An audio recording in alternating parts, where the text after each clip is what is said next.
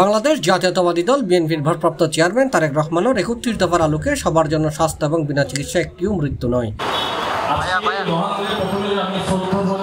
এই প্রতিবাদ্য সামনে রাখে ২১ ফেব্রুয়ারি আন্তর্জাতিক মাতৃভাষা ও মহান শহীদ দিবস উপলক্ষে ফ্রি মেডিকেল ক্যাম্পিং করছে চট্টগ্রাম মহানগর ইপিজেড থানা যুবদল। ফেব্রুয়ারির ২১ তারিখ শুক্রবার নগরীর বন্দরটিলা কাটাকাটি আলিশা সরকারি প্রাথমিক বিদ্যালয় মাঠত দিনব্যাপী ফ্রি চিকিৎসা কার্যক্রম এলাকার ৫ শতাধিক মানুষের এই সেবা দিয়া হয়। এই সেবা কার্যক্রম এজেএম সোহেলের সঞ্চালনায় হুসনে মোবারক রিয়াদের সভাপতিত্বে প্রধান অতিথির বক্তব্য রেখে বিএনপির আন্তর্জাতিক বিষয়ক উপকমিটির সদস্য ইসরাফিল কষ্ট মাহমুদ চৌধুরী।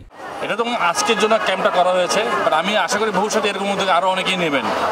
এগুলো হচ্ছে বেসিক্যালি আমরা নিজেদের উদ্যোগে যত যা করতে পারি, ঠিক আছে, কিন্তু সকলে যদি এই উদ্যোগটা দেখে একই ধরনের উদ্যোগ নেয় তাহলে আমি মনে করবো আমরা সাকসেসফুল। হ্যাঁ, তা মূল কাজটা হলো এই ধরনের উদ্যোগগুলোকে নেওয়া থেকে মানুষকে নেওয়ার জন্য মানুষকে উজ্জীবিত করা যেন তারা এই ধরনের আরও উদ্যোগ নেয়। অনুষ্ঠানত বিশেষ অতিথি আছেন চট্টগ্রাম মহানগর বিএনপির আহ্বায়ক কমিটির সদস্য সরফরাজ কাদের রাসেল, মাহবুব আলাহি, অ্যাডভোকেট শাহিন, জাভেদ আনসারি, আশরাফুদ্দিন, মুজিবুর রহমান, শরীফ, আলমগীর, পারুল সহ আরো অনেকে। তারা সবসময় এই ধরনের সোশ্যাল ওয়ার্কগুলো জড়িত থাকেন।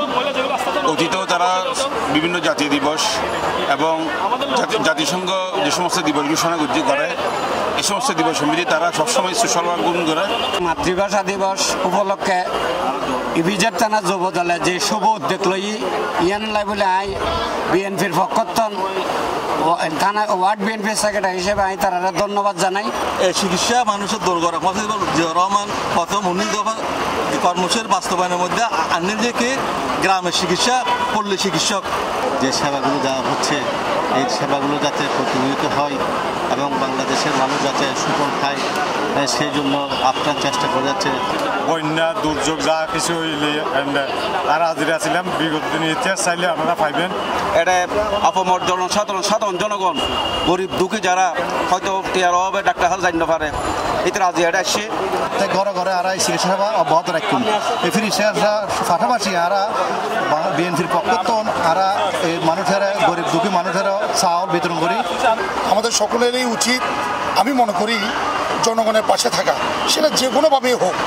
আজকে যুবদল ফ্রি ক্যাম্পের মাধ্যমে জনগণের পাশে এসেছে।